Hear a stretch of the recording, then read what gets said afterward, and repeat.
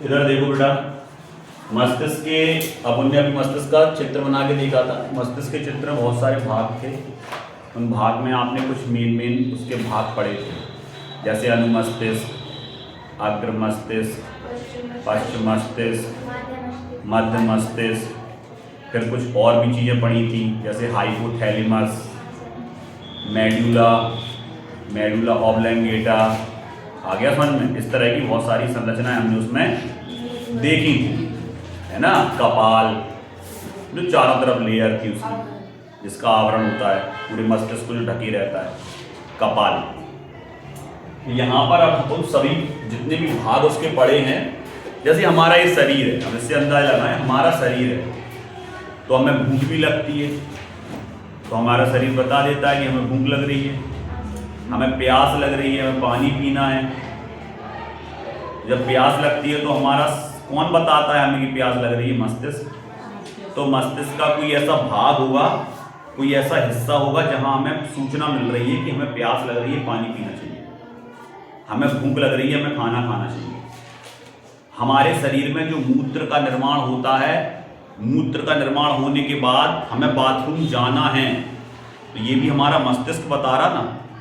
अगर मस्तिष्क का वो वाला हिस्सा सुन्न हो जाए या वो काम करना अपना बंद कर दे, तो क्या आपको पता चलेगा?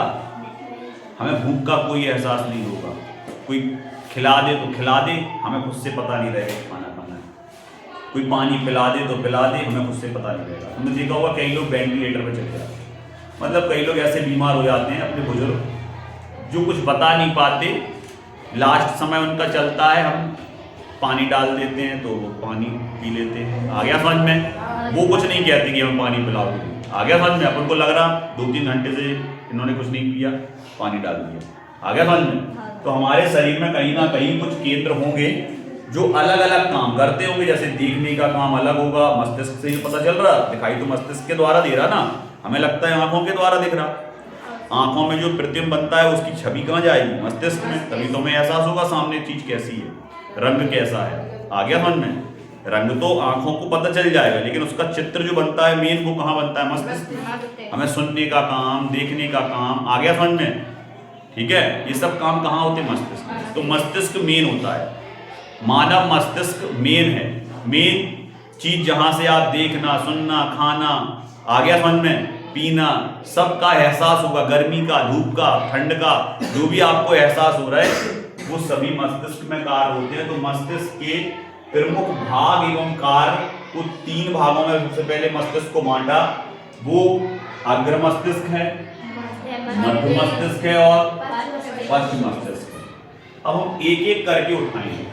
अगर बात आती है अग्र मस्तिष्क, मतलब हमारा आगे वाला हिस्सा, तो अग्र मस्तिष्क की अगर बात करें तो उसमें 2 मेन भागों में उसको बांटा है। एक तो होता है प्रामस्तिष्क और एक होता है हाइपोथैलेमस।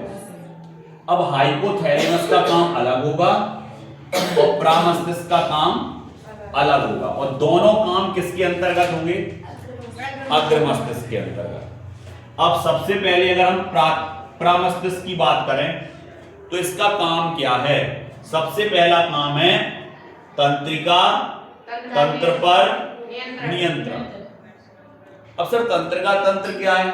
हमारे पूरे शरीर में तंत्रिकाओं का क्या फैला हुआ है? जाल।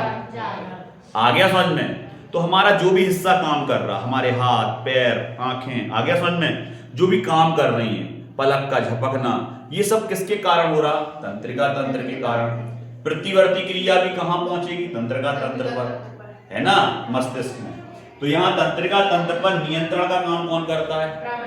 प्रामस्तिष्क। आ गया समझ में? अब प्रामस्तिष्क का क्या होता है? जैसे चोट लग गई सिर में आगे की ओर, गहरी चोट आई, व्यक्ति की याददाश्त चली गई। याददाश्त चली गई मतलब अब वो कुछ नहीं कर पा रहा।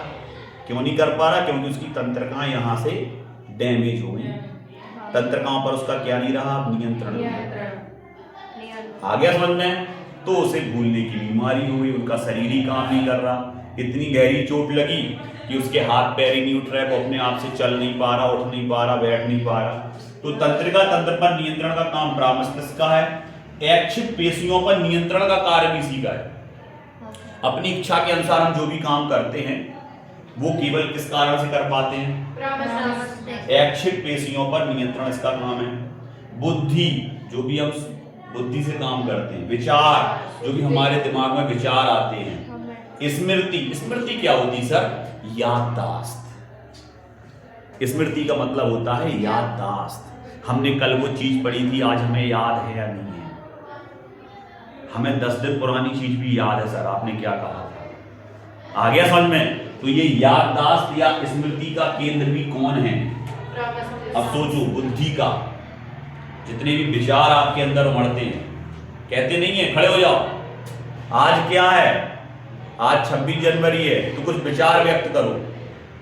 विचार व्यक्त मतलब 26 जनवरी के बारे में आपको क्या जानकारी है, कुछ सुनाओ। आ गया समझ में? तो यहां पर अगर हम बुद्धि, विचार और स्मृति माने याददाश्त की बात करें तो उसका केंद्र यही है। ऐच्छिक पेशियों पर नियंत्रण भी इसी का होता है, और तंत्र का तंत्र पर भी नियंत्रण परामस्तिष्क का होता है। तो परामस्तिष्क समझ में आ गया सबको अच्छे से? परामस्तिष्क के कार्य क्या है?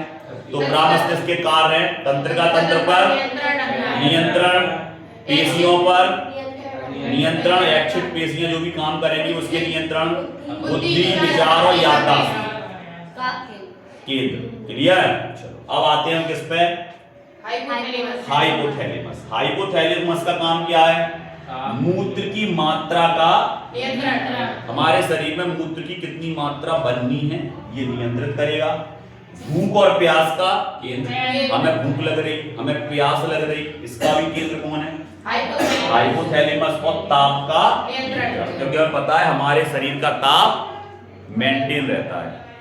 सर्दी पड़ रही है लेकिन आपकी बॉडी का टेम्परेचर उसी हिसाब से आपकी बॉडी ढाल लेती है, ढाल लेती है कि नहीं? शरीर ठंड बहुत ज्यादा है लेकिन शरीर का तापमान तो उतना ही रखेंगे ना हम, या तो ऊनी कपड़े पहन लेंगे तो तापमान उतना पहुंच जाएगा। आ गया समझ में? या गर्मियों के दिनों में या तो नहाएंगे जब ज्यादा गर्मी लगेगी, या ठंडा पानी पिएंगे, उससे टेम्परेचर को क्या करेंगे अपने कम करेंगे। नियंत्रण तो करना है ना, लेकिन वो नियंत्रण का काम होता कम है हाइपोथैलेमस में। तो हाइपोथैलेमस के 3 कार्य बताओ जल्दी। किसी ने पूछा हमारे शरीर के ताप का नियंत्रण, भूख और प्यास का केंद्र, मूत्र निर्माण कितना होगा हमारे शरीर के अंदर, ये भी कौन निर्धारित करता है? हाइपोथैलेमस। और स्मृति का काम कौन करता है? विचार का? अब आते हैं किस पे? मध्य मस्तिष्क। इसके 2 ही काम है, देखना, सुनना, ये और ये आंखें। क्लियर? तो देखने और सुनने का काम। अब आते हैं मेन अपने लास्ट, इस पे आ गए पश्चिम मस्तिष्क। पश्चिम मस्तिष्क को कितने भागों में बांटा? अनुमस्तिष्क, पॉन्स मेडुला, मेडुला ऑब्लैंगेटा। ठीक है, अब बात करते हैं अनुमस्तिष्क का काम क्या है। सबसे पहले शारीरिक संतुलन बनाना।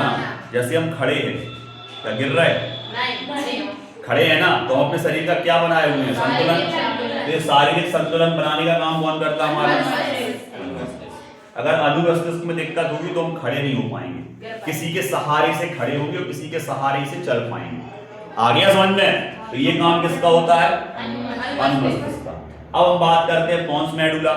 पॉन्स मेडुला के 2 काम हैं। एक तो यही है कि अनुमस्तिष्क के जितने भाग हैं, जितने भी अनुमस्तिष्क के भाग हैं, हिस्से हैं, उनके बीच क्या बनाता है? कौन? तो पॉन्स मेडुला किसके बीच संतुलन बनाता है? अनुमस्तिष्क के भागों के बीच। क्लियर? दूसरा क्या है इसका काम? श्वसन क्रिया। सांस ले रहा है, श्वसन क्रिया को लयबद्ध बनाना। सर ये लयबद्ध क्या होता है? लयबद्ध का मतलब होता है हमारा जो हृदय है वो पता है हमें कि 1 मिनट में कितनी बार धड़कना चाहिए? 72 बार, है ना? तो हर 1 मिनट में 72 बार धड़कना हो सकता है उससे थोड़ी धड़कन कम भी हो या ज्यादा हो। आगे समझ में? वो अलग अलग पेशेंट के ऊपर होता है। किसी का बीपी लो है, किसी का बीपी हाई है तो उसका तेज धड़केगा दिल, जिसका बीपी कम है तो उसका धीरे धीरे धड़केगा। तो 72 से कम भी हो सकता। और वैसे स्वस्थ व्यक्ति का, मनुष्य का हृदय की धड़कन जो है वो 72 बार धड़कना चाहिए 1 मिनट में। क्लियर? तो इस मिनट 72 बार धड़का तो अगले 1 मिनट में भी कितने बार धड़केगा? 72। फिर 1 मिनट में 72। फिर ये लयबद्ध नहीं है, हर मिनट में 72 से ना ज्यादा ना कम। इसको बोलते हैं लयबद्धता।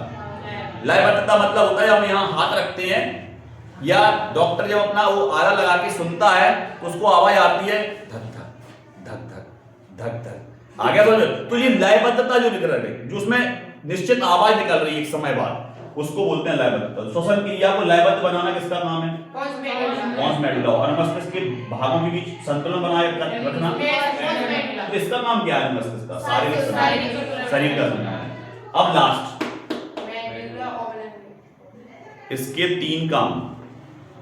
एक तो हृदय स्पंदन। हृदय स्पंदन मतलब समझ रहे हैं, हमारा हृदय क्या करता है? जब सिकुड़ता है तो तेजी से उसमें से रक्त निकलता है। जब किसी चीज को दबाओगे तो उसमें से तेजी से रक्त निकलेगा और वो रक्त वाहिनियों में फैल जाता है। समझ गए? धमनी और सिराओं। जब वो वापस फूलता है तो रक्त वापस उसमें भर जाता है। फिर वो सिकुड़ता है तो रक्त तेजी से बाहर निकलता है। तो इस तरह हमारे धमनी और सिराओं में रक्त का संचार होता रहता है। फिर आया, फिर गया, फिर आया, फिर गया। आगे समझ में? ऑक्सीजन युक्त रक्त हमारी कोशिकाओं तक पहुंचाया जाता है और वहां से कार्बन डाइऑक्साइड युक्त रक्त हमारे वापस हृदय में लाया जाता है। किसके कारण संभव है? स्पंदन का मतलब होता है सिकुड़ना और हृदय का। हृदय ऐसी धड़कता, धक धक, आगे वाले सिकुड़ना फैल, उसको हृदय स्पंदन बोलते। श्वसन दर। श्वसन दर मतलब पता है आपको? या जो हम सांस ले रहे हैं। अच्छा, हम बोल रहे हैं, हमने कभी ये ध्यान दिया कि हम जैसे बोल रहे लगातार, हम कब सांस ले रहे हैं और कब सांस छोड़ दे रहे हैं, पता ही नहीं चल रहा। हम तुमसे बातें कर रहे हैं तो हमें यही पता नहीं चल रहा हम कब सांस ले रहे हैं और कब सांस छोड़ रहे हैं। पता चल रहा? कुछ नहीं चल रहा। तो ये अपने आप जो क्रिया संचालित हो रही, ये श्वसन की दर जो लगातार चल रही, वो किसके कारण चल रही?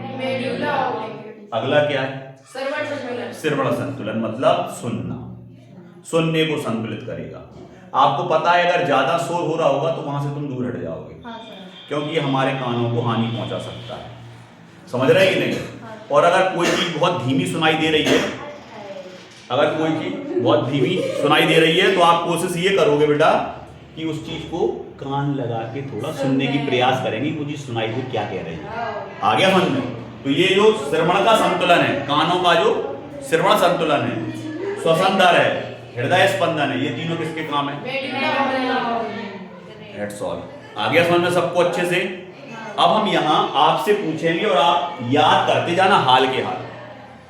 इसकी हम पहले फोटो खींच रहे हैं, उसके बाद हम तुम्हें याद करा रहे हैं यहीं की यहीं। ठीक है?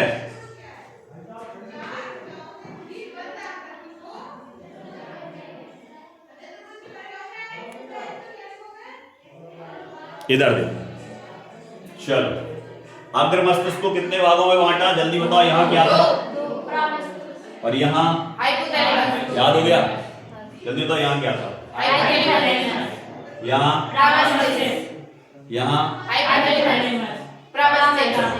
प्रामस्तिष्क का काम बताना पहले। बुद्धि, विचार, स्मृति का केंद्र। ठीक है? बुद्धि, विचार, स्मृति का ऐच्छिक पेशियों पर 3 काम बताओ जल्दी से। एक बोलेगा, एक बोलेगा। अनुष्का बताएगी सबसे पहला। ऐच्छिक पेशियों पर नियंत्रण, बुद्धि, विचार, स्मृति का केंद्र। बिल्कुल सही। चलो, अब आते यहाँ क्या था? हाइपोथैलेमस था। तो ये आ जाता है कभी कभी वस्तुनिष्ठ में, भूख और प्यास का केंद्र किसको कहा जाता है? उत्तर। ताप नियंत्रण का केंद्र क्या होता है? तो भी यही उत्तर। ठीक है? ये बहुत कम पूछा जाता है, मेन 2 ही पूछे जाते हैं, या तो ताप नियंत्रण का केंद्र या भूख और।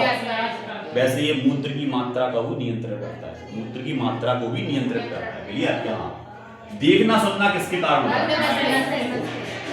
शारीरिक संतुलन बनाना किसका काम है? ठीक है। और मस्तिष्क के भागों के बीच संतुलन कौन बनाता है? और श्वसन को लयबद्ध कौन बनाता है? अब बताइए। तो बताइए, सुनना, श्वसन दर और हृदय स्पंदन। हृदय का धड़कना, सांस लेना, श्वसन, आगे समझो, श्वसन दर, हृदय का धड़कना, लयबद्धता, ये सब किसके काम है? आ गया समझ में? अब इसको आप याद कर लेंगे अच्छे से। और ये आपके पूरी इसमें ओटी जो आएंगी वस्तुनिष्ठ वो भी हो जाएंगे और